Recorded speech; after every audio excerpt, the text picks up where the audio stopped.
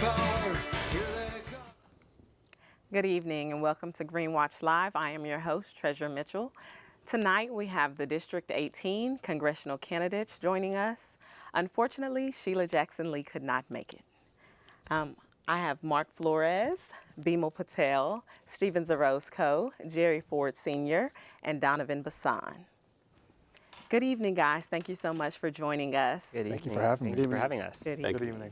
Okay, I'll start with you, Mark. Sure. Could you just tell us more about your campaign? Yeah, of course. I'll start first of all by saying thank you for having this forum, the first forum for this congressional district. So thank you for all your work that you put in to getting us all here. Unfortunately, we got one missing, like you said earlier, which is fine. But yeah, I just want to start off with sharing with folks a little bit about me.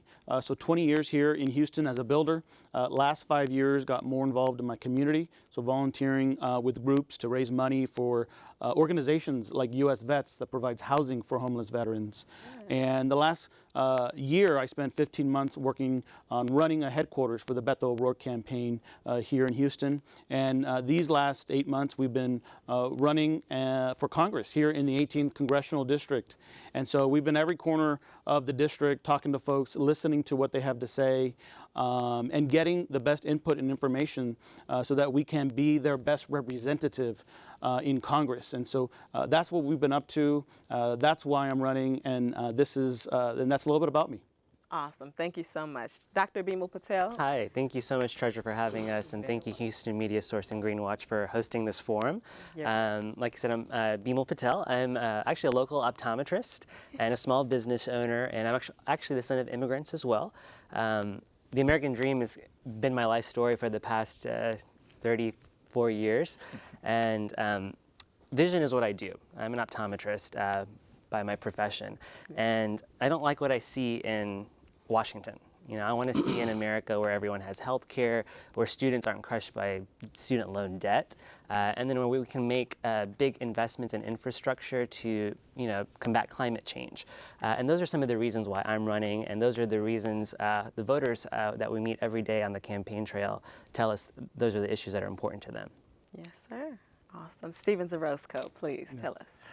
Thank you, Treasure, for the invitation and for this Very opportunity. Thank you to the other candidates to, you know, have shown up and start this discussion. We have a couple months ahead, and there's hopefully the first out of many opportunities for us to share our ideas. Yes, and sir. my name is Stephen Orozco. I'm running for Congress here in the District 18 in Houston.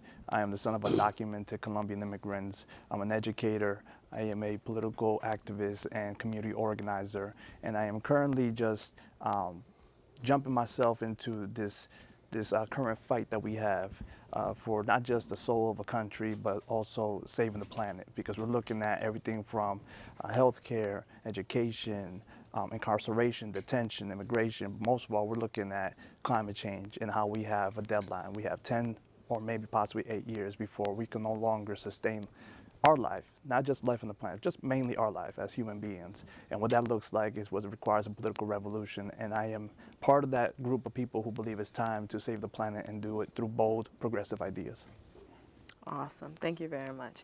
Thank you, Treasurer, and to Greenwatch for putting this magnificent forum together. You're very I'm Jerry Ford again. The reason I'm running for Congress is because we are losing another generation of our kids because of partisan politics, party bosses, and career politicians, of course. And one of the things that I want to fight for the district is to eliminate the redlining that's going on in the district, which robs our district of its wealth by devaluing our homes, which in turn take tax dollars away from our schools, which in turn create a pipeline to prison for our kids.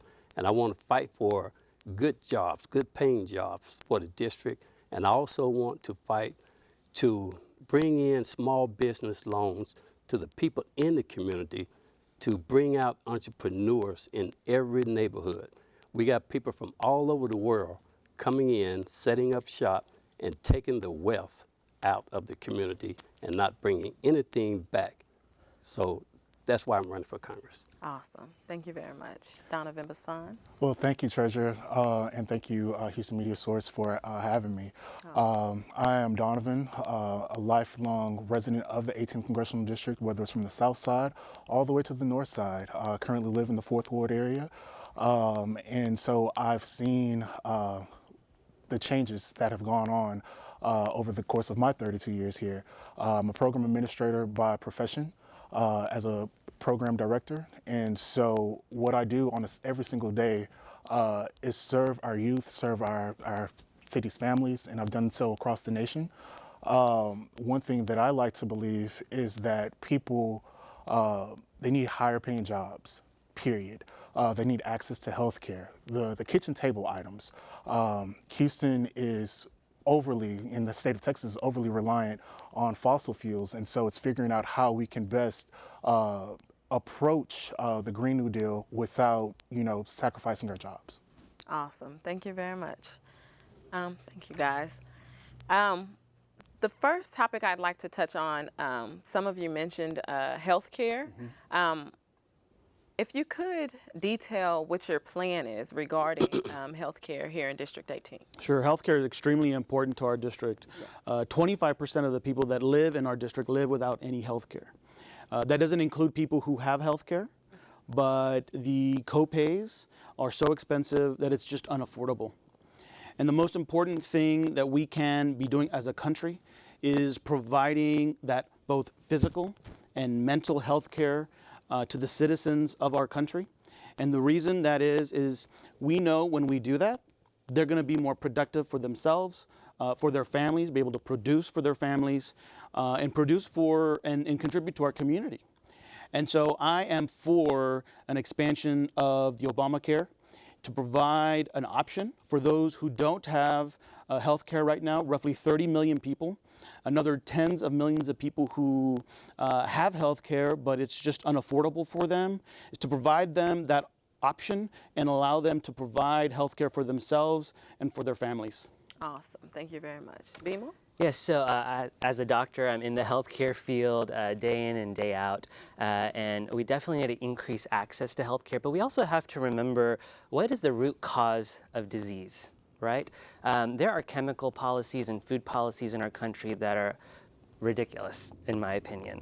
There are chemicals that are put in our foods every day that are banned in modern European countries. The root cause of cancer, or to increase risk of cancer and diabetes, is, for instance, sugar, right? Sugar is a drug, in my opinion.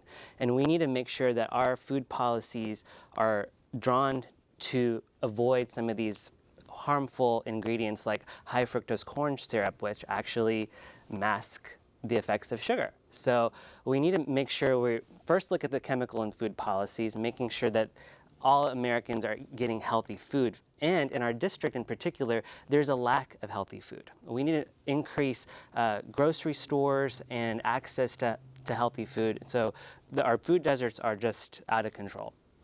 Awesome. Thank you. Steven Zabreska? Yes, well, when it comes to healthcare, the theme that we have, and Bimal was speaking a little bit to this regarding just what we allow in our food and also in our education and our healthcare, is corporate greed. And the biggest thing that we have to do is address that. That's why I am a full 100% supporter of the Bernie Sanders Medicare for All plan. I know there are other bills that use the name Medicare for All. That's why I'm being very specific with using the name of Bernie Sanders, which means addressing the fact that we need a single payer system. The system that we've had this entire generation hasn't worked. People are going bankrupt and losing homes. And they're also dying because they can't afford insulin, or they can't afford other types of medications that they really need to, live their lives. So we have to address corporate greed, and Medicare for All is the progressive answer to that. It's the most popular bill right now in the country. It is what people want, it's what people understand that they need, and is what I'm pushing for. Awesome. Thank you very much. Jerry Ford? Well, the Affordable Care Act was a good building point. We should start from there and build and improve on that. There's no legislation that came about that didn't get revised or improved along the way. Before the Affordable Care Act came along, we had about 50 million people or more uninsured. Now that number is down significantly, but we need to improve the Affordable Care Act as far as costs, We need to work on that. And I'm for a public option and also Medicaid for all who wants it, not forcing it on them. Awesome. Thank you very much. Donovan Boson? I actually believe that I agree with Stevens that we should definitely go with the Bernie Sanders platform, which is Medicare for all, and not just those for who want it, because the reality is Obamacare is not working. Black women in our district are at adverse risk of losing their lives just for giving, birth to a child. It's not healthy. And so we have to be responsible, not just to the people of the nation, but especially the people of our district. I've talked to mothers and fathers who've lost their child for things that are preventable. Texas is leading the nation, and Houston in Harris County in the 18th Congressional District is leading the nation in child mortality rates, things that are preventable. And so I believe that we should do a Medicare for all. We can afford it. We need to knock out this false idea that people won't be able to see their doctor anymore. That's not true. You can go to the same doctor. People want to get paid. If you want the private insurance, you can get the private insurance if you want to, as an addition to. But I believe that the basis should be Medicare for all. Awesome. Thank you very much. Okay, another big issue here in District 18 is the infrastructure here in Houston regarding not only the ongoing construction, but the ongoing flooding that is a major issue.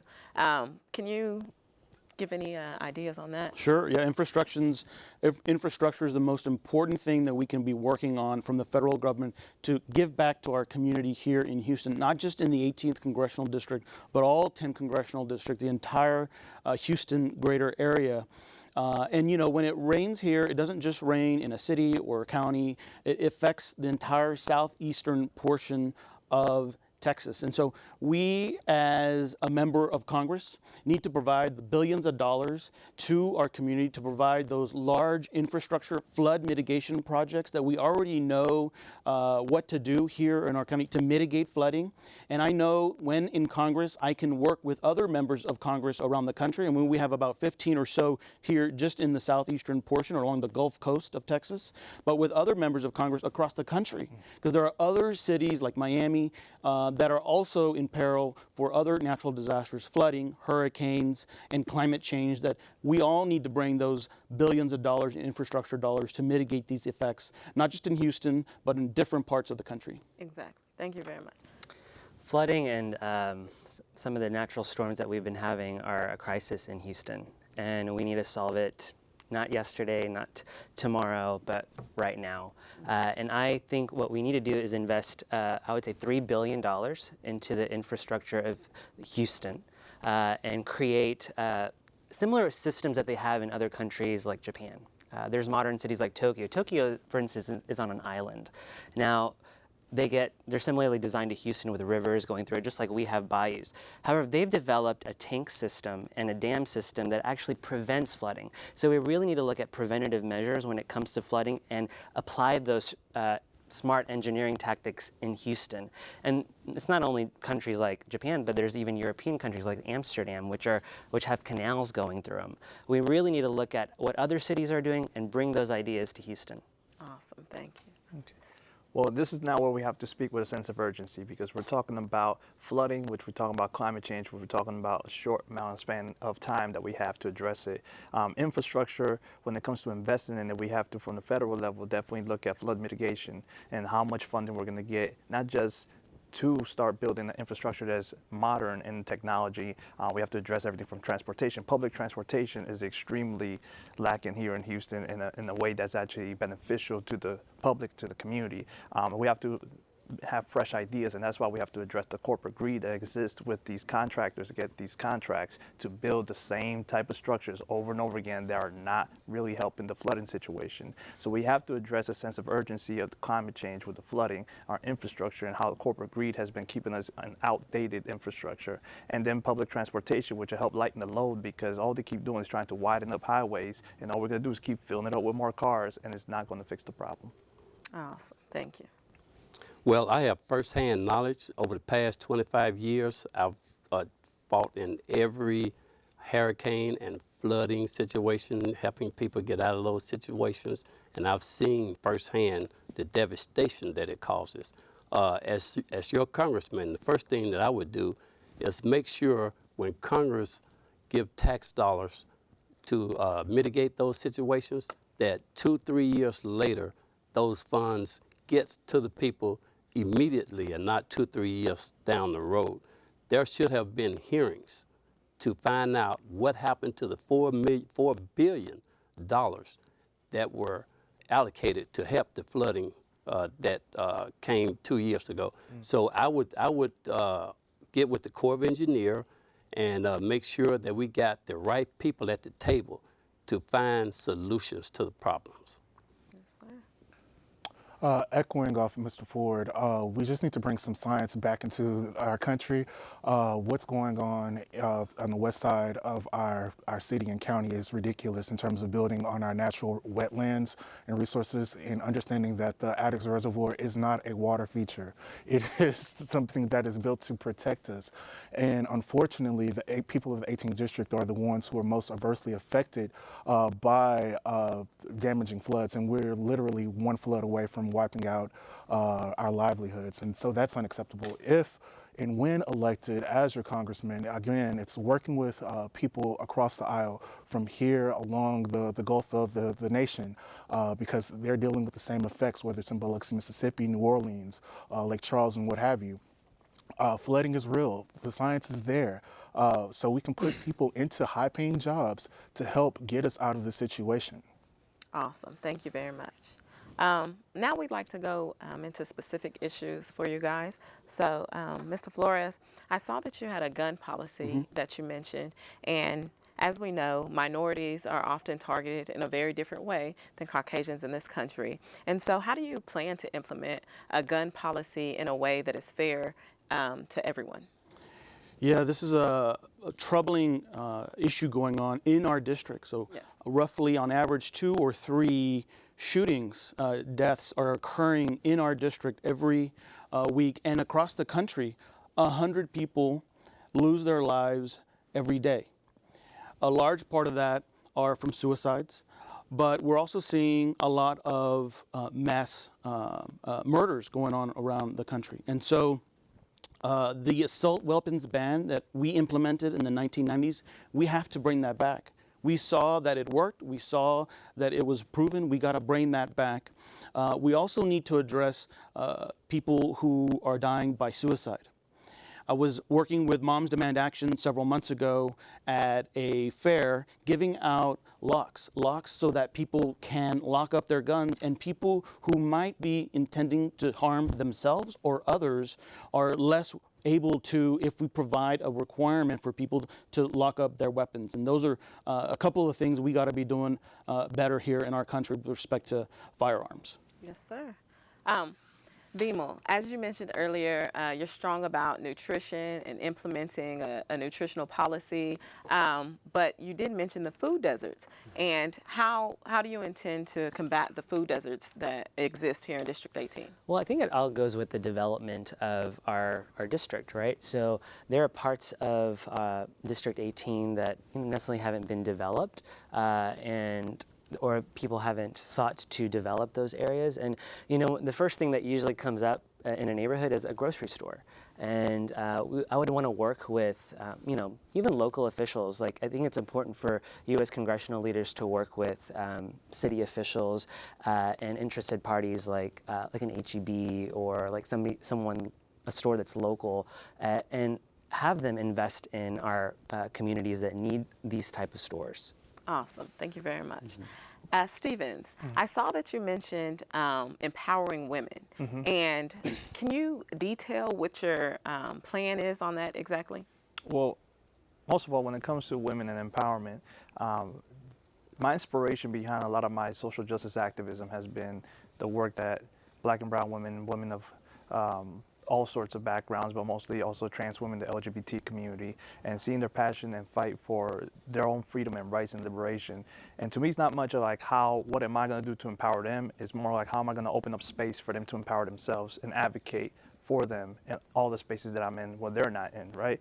Because the biggest thing that we have to understand is, human rights is what we feel that we're guaranteed. And then when we talk about women, we have this entire gray area where we're discussing how can we give them for example, next year, 2020, is about to be a 100-year anniversary that women were granted the right to vote, specifically white women, because it took a while for, everybody else. So we're talking about just, for me, empowering women means letting them decide, especially when it comes to their bodies, their rights, their freedoms, their security, their safety, and in equal wages as well. Awesome. Thank you very much. You are a business owner, correct? Yes. Exactly. So, as a politician, do you plan to run Congress? As a congressman, do you plan to run it like a business, or do you feel like that's how the government should be run? Well, first of all, when I become your nearest congressman, I will not bring my own ideas to the table. I will hold town hall meetings throughout the district. I'm going to represent the district and not my own personal beliefs. My personal beliefs should mix with the district, and we should come together and represent all of our desires and our goals. And so, to answer your question, no, I would represent the district and not, just try to run Congress like a business. Awesome. Thank you Okay. very much. Donovan, it's been a bit hard to find your issues and campaign promises. Could you tell us more about what you've been doing thus far and what your plans are in the future to make yourself more accessible and to get your views out to Well, the I'm voters? still in the exploratory stage Okay. of our campaign. I've been very open about that to everybody. We've knocked on about 1,003 doors, if I'm not mistaken, according to my interns. So over the course of the summer, we've been up in the Greens Point area, Acres Home, and in the South Park communities, really trying to get a gist of what it is that's going on in our neighborhoods, some of the issues that are going on there. And so we have a website, www.donovanforus.com, and you can go on and see exactly what we've been doing. Awesome. Thank you very much. Okay. A major issue is redlining. Do you feel like that is still a major issue? And if so, do you have a way to combat it? Yes, this has been historically an issue, a huge issue, and it still currently is. And what we need to be doing is we need to be in these communities that have been redlined. We have to be in those communities with the funding that a lot of people who were trying to buy homes in these areas who couldn't, provide them the access to loans to be able to own their home on a low percentage rate. And we need to be doing other things like education. Education is the foundation of our communities. And so whether it's in the area like Pleasantville or Setagast or Third Ward or Fontaine Scenic Woods, what I'm hearing from people when I talk to them about education is their number one issue. And providing either vocational programs in their high schools so that those kids, when they graduate from school, have a skill that they can go into the workforce, or provide them the opportunity to volunteer or go to college. But we've got to provide all those options for them in these communities. Awesome. Thank you. Thank you. Well, one thing I've noticed just traveling throughout the district is the lack of affordable housing. A lot of these areas like Third Ward are getting super developed, and people are just buying these homes, and people are forced out of their homes. These are historical communities, and we need to keep them historical. And the way we do that is let's invest in the community. Let's use some federal matching dollars and bring money to these neighborhoods that need it. Just like Mark says, we do need to invest in education in these communities. Another thing that's also important is making sure, along with the education funding, is that it's equal throughout the city of Houston, right? Some of these neighborhoods that have been redlined, you see education rates are dropping. Schools are closing down, and we can't let that happen. And so we need to make sure we have a federal government and hold them accountable to funding and equal funding for every school and every child. Awesome. So when it comes to redlining, we definitely have to revisit the fact that with the current administration, HUD has been dismantled to being the most ineffective it hasn't been. All the agencies under the federal government under this current administration has been gutted in order for not to regulate, discriminatory practices. So we definitely have to revamp the HUD staffing and just the faculty and just put investment right back in there to defend people's rights to own a home. But now we have to couple that up with the other phenomenon that's going on, not just the redlining as well. Bimal just spoke on about affordable housing, which we're talking about gentrification. We're talking about taking old homes away from people who are not well versed enough in how their land is valuable, and they take a small payout because they've been in impoverished conditions, and then they build a nice two-home townhome that they could rent out or lease or sell for high dollars. And then that all goes into the investment of the community that's only there once they're able to take those homes for a high price. Yes, thank you. Well, redlining is deeper than a lot of people realize. It starts with finances and ends with finances. Basically, back in the 50s, it started with the federal government. The federal government started the redlining and forming banks not to loan in these areas because it's a bad opportunity. And so what it has done over the years, it has forced communities to dry up. Banks will not loan any business like the people that's in the community. We can't get small business loans to go into these communities to start businesses because of that legacy that the federal government started back in the 50s. So basically, we need to work on getting the federal government involved to eliminate the redlining, and we do that by training people in the community to start businesses and give them the loans to start businesses in those communities, and that community across this country will flourish. Awesome, thank you. So one thing about my job as a program director working with government funds is that you're able to see some of the programs that actually work and that aren't working. For instance, right now there are some federal opportunity zones, and there are no tiers in Houston, but there are some federal opportunity zones that just opened up. For instance, one is opening up in the 5th Ward area, and what you've seen is now they're about to redevelop the entire Buffalo Bayou on the south side of that. They're labeling it the River Run or Riverway or something, some mess like that. It's a bayou, it's not a river.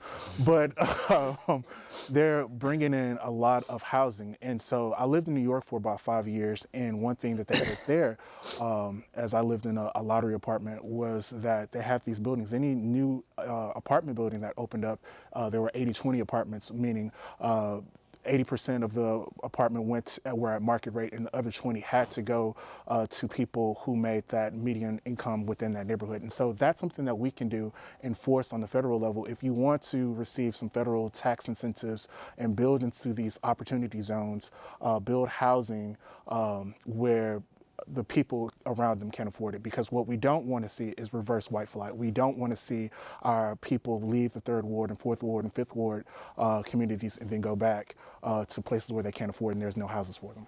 Awesome. Thank you very much. Mm-hmm. Okay. The legalization of marijuana, both federally and locally, has been a major issue. Can you tell me your views on that? Yeah, I support legalizing marijuana. It's pretty simple. We're seeing how it can be successful in states like Colorado and Oregon. We're also seeing some areas where we can improve on how it's been implemented in these states. But one of the biggest issues we're seeing is without the federal government legalizing marijuana, these states are having to work, or these businesses are having to work on a cash basis. So we have to legalize marijuana.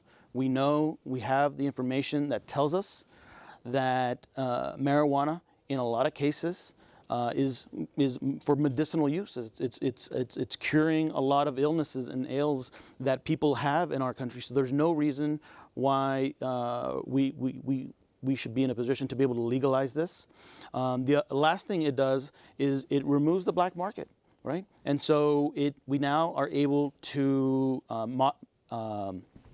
monitor the sale and the production of marijuana so that it's safe for people and so that it's safe for our families and our people in our households as well, so that we can provide the proper labeling in our homes for these products. Awesome, thank you. Yes, I am for federal legalization of marijuana, partly one for taxation, right? Think how much revenue that we can get to pay for things like a Medicare for all or health care and put investments back into the people of the 18th district. It will also help decriminalize those folks who have had a bad luck with the law, right? So when you decriminalize somebody, first of all, their record should be cleared. That way they can get opportunities like jobs. I met somebody in Sunnyside. His name is Byron. He was one of the first persons I met on the campaign trail, and he was working on his car, and he's like, I just got fired from my job because they did a background check on me. And that seems to be the common story throughout the district. And so what we need to do is first decriminalize marijuana and take it off those folks' records. Another program that I think that's really good that has been instituted in Harris County is the pre-charge diversion program, and that has actually reduced the amount of convictions, which allows people to, not go to jail, but do a program in terms of coursework for a few hours a week, and that's also helped reduce convictions in a time where it's not decriminalized. Awesome, thank you. So I believe in legalizing marijuana. I'll take a step further because this goes into the criminal justice system. We talk about expunging records, but I'm also looking at pushing forward and further when it comes to decriminalizing drug use, because we have to look at it as addiction is a healthcare issue. It's also a mental health issue. So Medicare for All addressing healthcare and addressing mental health will help combine and reduce drug use, because one, people won't be afraid to seek help because they're not feeling that they're going to be put in jail and prison for it. And two, it's going to help them get the help that they need so they can recover and not have another statistic like the current opiate crisis, right? And the only reason nobody's going to prison for the opiate crisis is because it was prescription pills and you could get that over the counter, right? So I'm definitely for legalizing marijuana. The tax revenue that could come from that industry, but mainly also, let's go ahead and stop right there. Let's make sure that when we legalize it, we're not just legalizing it for a select few corporations and special interest people to be the ones that control the sale of it. Awesome, thank you. I'm for decriminalizing marijuana. Marijuana can be controlled just like we control alcohol. Over the past 25 years of my service as a first responder, I've seen many firefighters get fired for failing drug tests. Good people. They were suffering from post-traumatic stress, and they used marijuana to cope with that. And seeing those people getting fired just for using a medication to help with their stress was dumbfounding to me. So I would decriminalize marijuana and control it like alcohol. Awesome, thank you. Yes, so definitely agree that we should definitely decriminalize marijuana and set those people free who have been convicted on trumped up marijuana charges. Like it's ridiculous that we have this idea that marijuana is the type of drug that is causing bodily harm and injuring other people. Nobody's overdosing on marijuana, believe me. Exactly. And treating it as a health issue, a mental health issue, because we need to understand, okay, well, why are you self-medicating or choosing to medicate on a consistent basis? Because there may be some underlying issues going on. And it's a problem because now, that Mexico has legalized marijuana. So now, it's a competitive advantage. So they're out there creating these particular strains, and they're able to ship them out to states that have legalized it. There's tremendous amount of tax revenue. But I also want to make sure that if we're going to decriminalize marijuana, we have to make sure that it is done with some sort of sense of reciprocity, to where people of color are actually receiving some of the rewards and reaping some of the benefits of these newfound businesses. So whether that's putting that money into education systems and business ventures or things of that nature. Awesome, thank you very much. So currently, police brutality is a major issue, not only here in District 18, federally, the state of Texas specifically. How do you intend to combat that, or what are your thoughts on that? Yes, we need a systematic change in how we police in America. We've seen, if you look over the last several decades, how law enforcement was encouraged to be as aggressive as possible in combating crime across America. And now we're seeing the problems with that here in these last couple of decades. Just recently in Fort Worth, a young lady was shot and killed in her home. And Tatiana Jefferson. and she was just there enjoying time with a young child. And police officers came in from the outside and shot her. And so that investigation is still going on. But if you look at that officer, an officer that had been an officer for under 5 years, I think it's under 2 years, that kind of training, we need to stop, take a step back, and look at how we're training our officers. And so this is happening in our country too often. And, it's time now to implement improved, enhanced training of our first responders. They do a great job. They're the first ones on the scenes at a car accident, at other places where people will call 911. But we owe it to them and to all Americans to train them properly so that they're addressing those calls adequately and not overacting. Awesome. Thank you.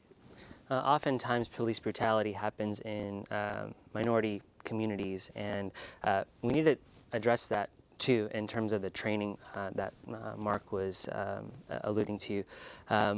I think body cams are really important, and if we can use some federal support on that on the state level, that would be amazing. So I'm for body cams. That way we can at least have a recording and proof of what some officers may or may not be doing. Because I think sometimes, it gets to a he said, she said type of thing, and there's not enough proof. Sometimes there is proof. You see these camera videos, and they're really horrible to watch. And so I also think we need to take a look at this with a humanity approach, right? So in terms of training, we need to make sure officers understand, hey, we're human first whenever we're apprehending somebody. And it's important to treat everybody like a human. Awesome. Thank you. Well, this area for me is where a lot of my sense of protectiveness kicks in as a social justice organizer. We mentioned Tatiana Jones, but then we can't forget Sandra Bland, and then we can't forget Walter Scott, which was on camera running away, getting shot in the back. We have to address not just racial bias training that needs to be implemented. We also have to address the FBI report that came out 15 years ago that white supremacist organizations have been infiltrated law enforcement agencies across the country. We have to address that that's a very real thing because we're talking about black and brown communities being the most affected by this, and it's usually most of the time, over 90%, a white police officer. So we have to connect those two and address that really head on because white supremacy terrorism is a real thing now. It claims so many lives in El Paso. And we have to look at the fact that ideas like a body camera is very important, but we have to take it a step further. We have to make those body cam footage automatically sent to a cloud that the public can access right away. There are cities across the country that actually use that technology, so maybe police officers know that they have no control over that footage, and that the DA knows that they have no control over that footage. Maybe they act right. Awesome. Thank you. Well, over the past 25 years, I've worked firsthand with police officers, and I think the underlying problem is post-traumatic stress. I think it's a mental issue. We need to deal with it from that standpoint. The Houston Fire Department, we have doctors that do coaching and counseling after every major incident to make sure that we are able to cope with what happened and to give us guidance on how to go forward after situations like that. And I know the police officers, they have counselors there also, but I think it's a mental health issue, and from a post-traumatic stress standpoint, we need to address that. And I think that would clean up a lot of the problems that we're having. Police officers, I wouldn't, demonize those men and women. They're dealing with post-traumatic stress. Awesome. Thank you. Well, I personally believe that if you go to the job, it's a part of the job description. So using the fact that you're scared of my blackness or my manhood is not an excuse for you to gun me down, period.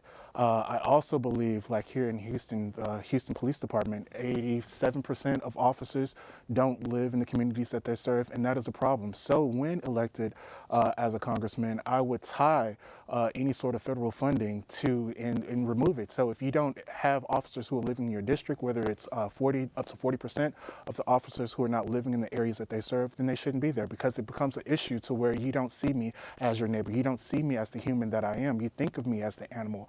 I love what Carolyn Mosby has done out in Baltimore County, where she's gone through and eliminated 73 officers off their police force.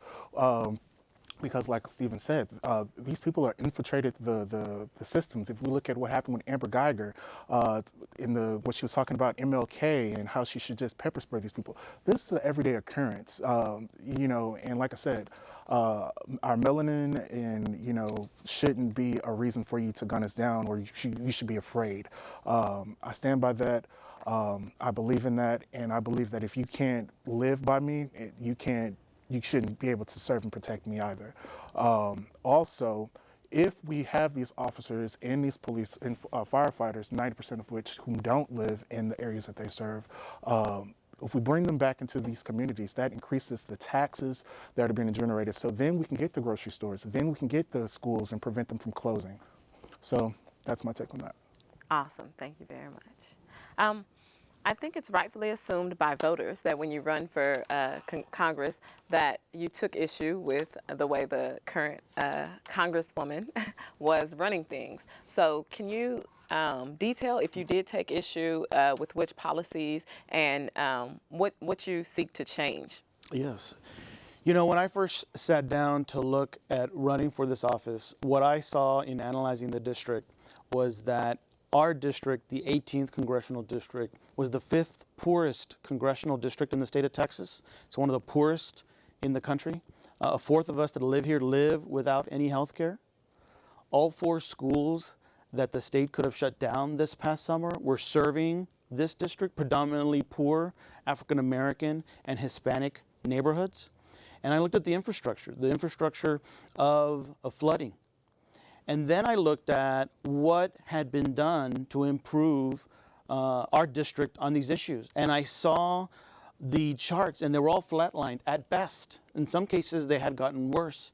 And so these are the issues, the most important issues, not only of this district, but of the city of Houston and of Harris County. And those issues are the reason why I decided to run for this office and better represent this district as the next member of Congress. Awesome, thank you. Now more than ever, we need a representative who is laser focused on the issues. Congresswoman Sheila Jackson Lee has been our representative for more than a quarter of a century. So first of all, I do believe in term limits.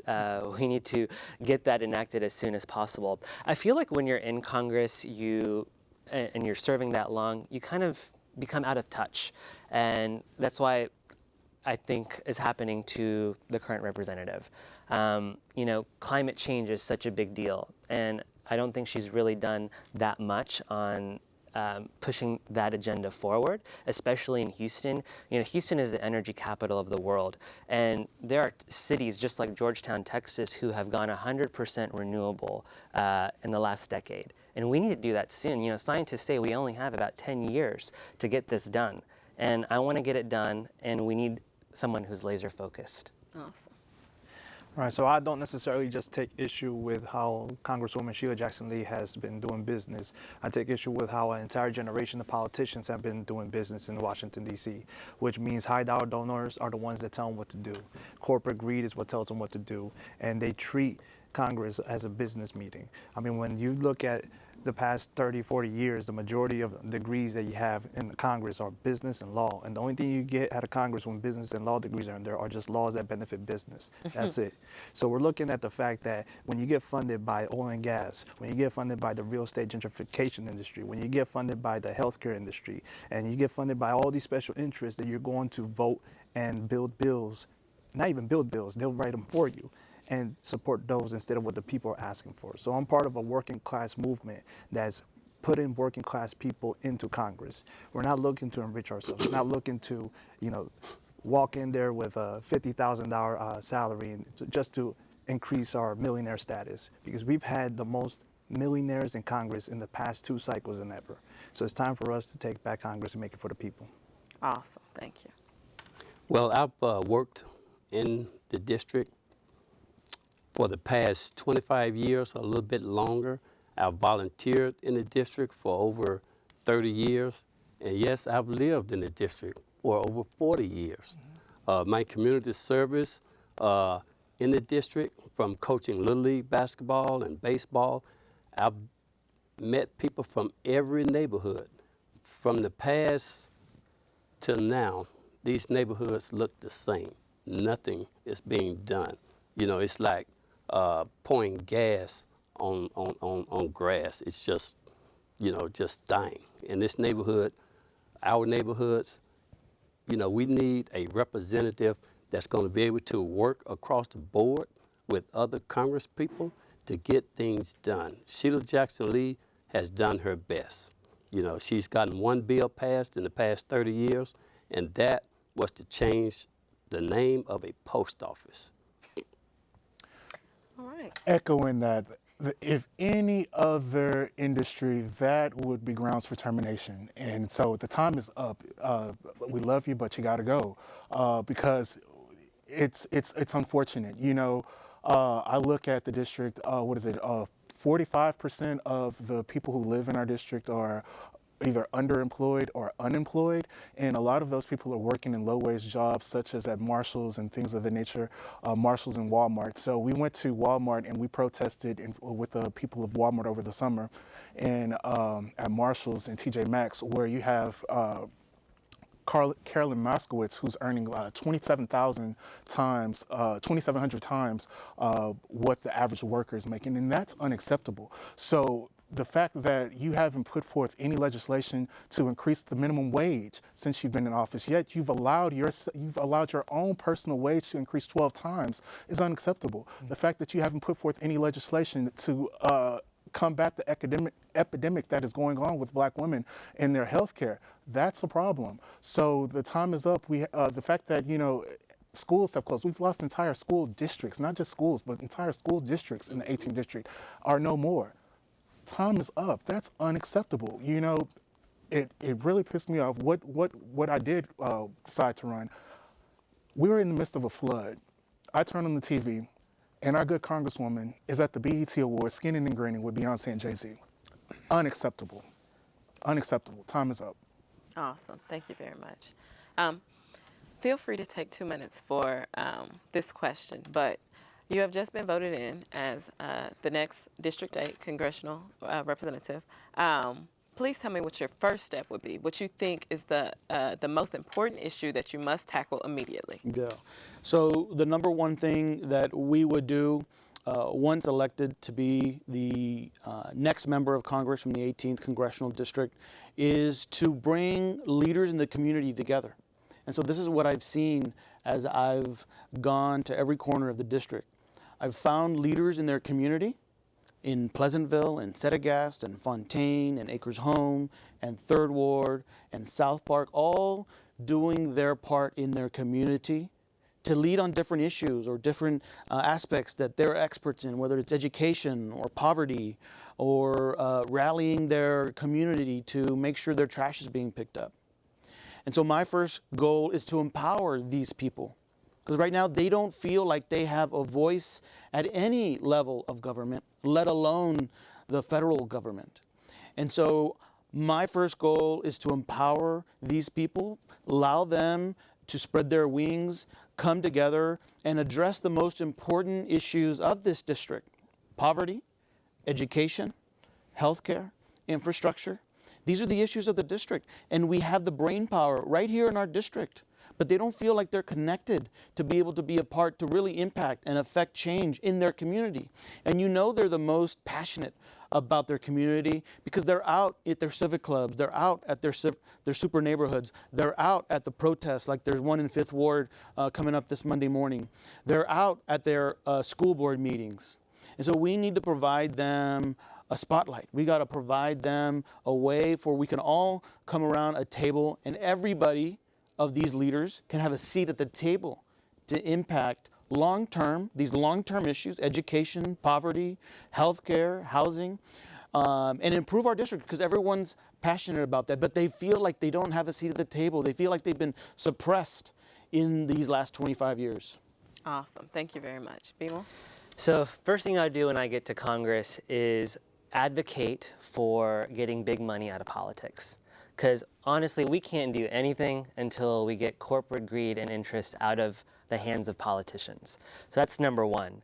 Number two, and along the same side of that, is going to address climate change. Because climate change, when we make legislation for that, it's going to create jobs and it's going to make people's health better, right? We all want to breathe clean air. Right now, you saw in the Deer Park plants in Pasadena, and you see all these chemical explosions. We're breathing in that air every day. What do you think it's doing to our health? We need to first hold these companies accountable in Houston. This is affecting our district right now. And then create broader legislation for our country. So I want to make Houston 100% renewable energy city in the next 10 years. And the way we're going to do that is by taking cars off the road, increasing infrastructure in terms of public transit, in terms of like high-speed rail. That's going to create jobs. We also need to clean up our air, right? You see a lot of these energy companies now investing in carbon capture. Well, we need to go even further than that. We need to increase our green spaces not in the district, and we can do that. We have the land for it. So climate change is one of the biggest issues that I'm going to tackle because it is the most serious, and we all won't be sitting at this table until it's addressed in the next 20 years. It's going to affect my generation and future generations who come after that. Thank you very much. Well, the first thing that I'll do when I'm in Congress is join the current representatives and senators that support the Green New Deal. Because Green New Deal will address not just climate change, but jobs, because it includes a federal jobs guarantee. Things that will help create, and not just create, because there are currently many community gardens inside of Third Ward. Expand on that so there aren't any food deserts. That federal jobs guarantee will make sure that people have the resources to do those, to run them, to employ people, to create after-school programs, to address infrastructure. The Green New Deal, in order to combat climate change, will create tons of millions of jobs. And that will be able to, hopefully, that's the whole point, we're going to save the planet, because that's the task. I don't know if anybody else here understands that. 8 to 10 years or we're not breathing anymore. So, it's nice to know you, it's nice to have met you, but we're dead if we're not going to fix this right now. So the Green New Deal is how we address that. But my personal passion, because I'm a fighter, I'm somebody that looks at injustice and I cannot stand it. I want to go into Congress while I'm working on the Green New Deal, Medicare for all, student loan forgiveness, and free public college, abolish ICE. And most definitely, I want to chase out white supremacists that are currently in Congress, currently in law enforcement, currently in City Hall, currently in the County Commissioner's Court. Because this ideology is just as dangerous as Al-Qaeda. It's just as dangerous as any ideology that gets to own guns and go out there and shoot people en masse. So what I want to go to do is save the planet, save the earth, along with all the other representatives that are currently there. Motivate people to understand that community organizing is the only thing that's going to help us. It's the only thing that's going to save us. Mobilizing the masses to go out to vote, mobilizing the masses to put in work in the communities to start going from oil and gas to green energy, and making sure that we get those people who have been threatening our lives. Here in the district, city, and county, there's over 60% black and brown. We are not the minorities. Look at this table. We have to understand the power that we have. We have to enforce that power. And when I'm in Congress, I'm going to make sure I start flexing that power.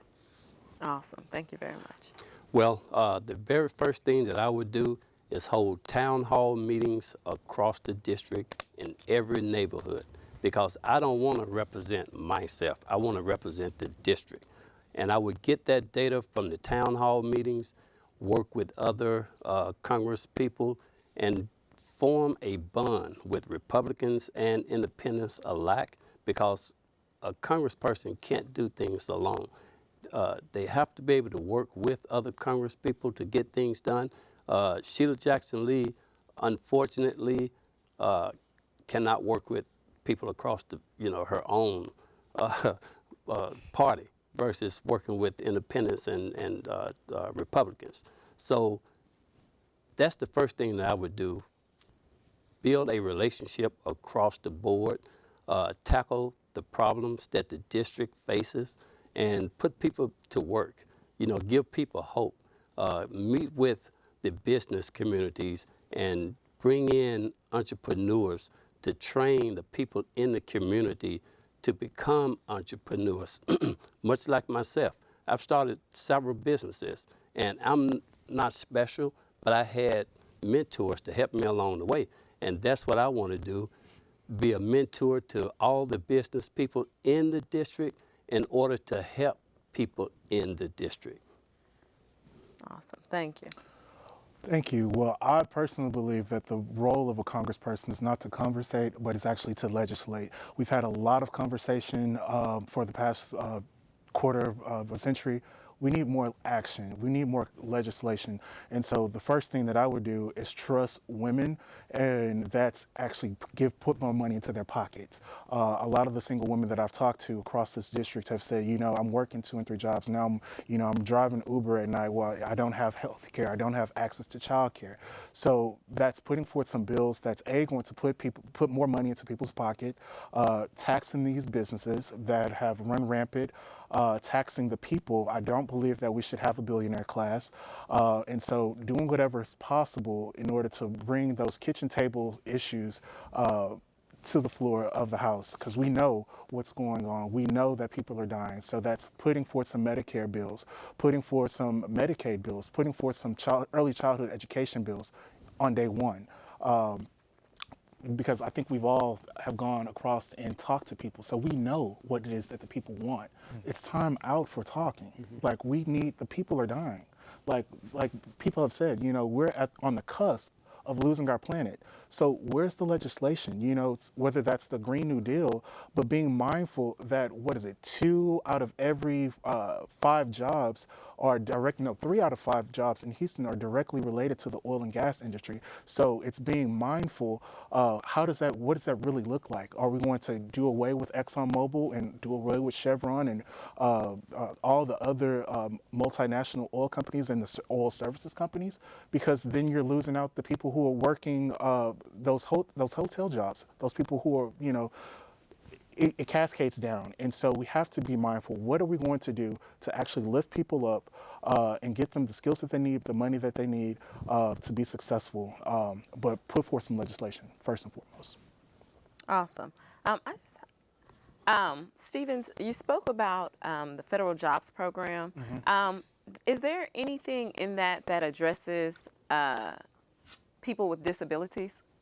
No, of course. I mean, we all have to consider all the people in our communities, whether the LGBTQ or if we're talking about the disabled community. We have to make sure that any program we put forward, whether it's healthcare, education, employment, has to have spaces for every single member of the community.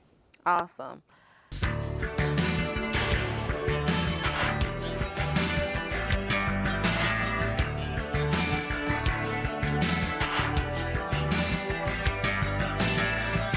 Power, here they come, international loan sharks, backed by the guns of market-hungry military profiteers, whose word is a swamp and whose brow is smeared